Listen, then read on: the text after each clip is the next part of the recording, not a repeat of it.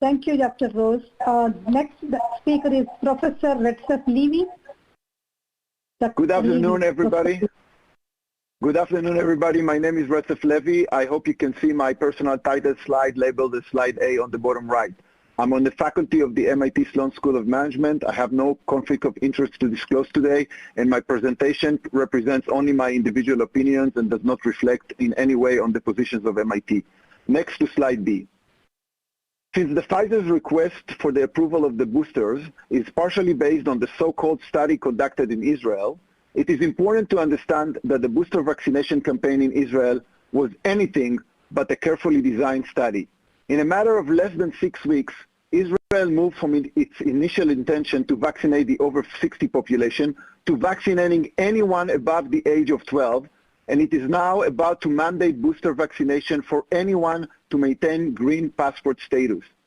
This does not allow any reliable learning, definitely not in such a short amount of time. And please understand that the adverse event surveillance system in Israel is truly dysfunctional, particularly around the booster deployment.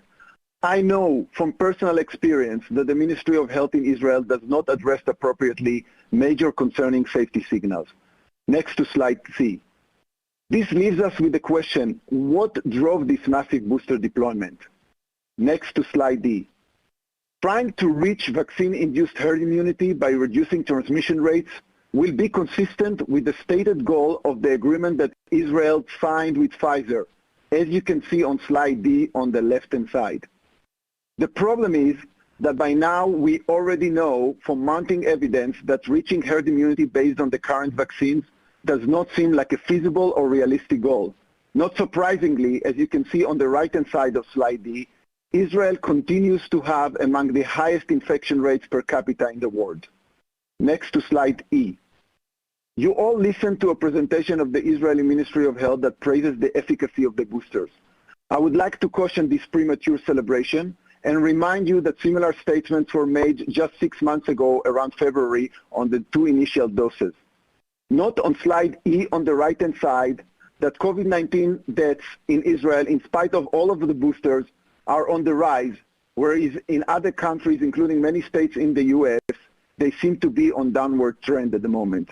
The data from Israel also highlights that the main risk of serious COVID-19 outcomes is focused to a large extent among the completely unvaccinated population, and almost entirely in the over 61.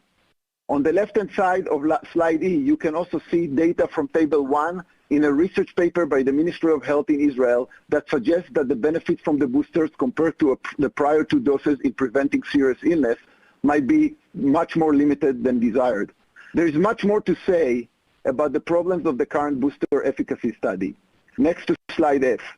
But let me conclude by stressing how important it is to transition from emergency strategies to long-term ones. Slide F outlines 5 important considerations in doing so. They are self-explanatory. I hope you will hold off of approving this booster for broad use, at least until such a strategy is developed. Thank you for your attention.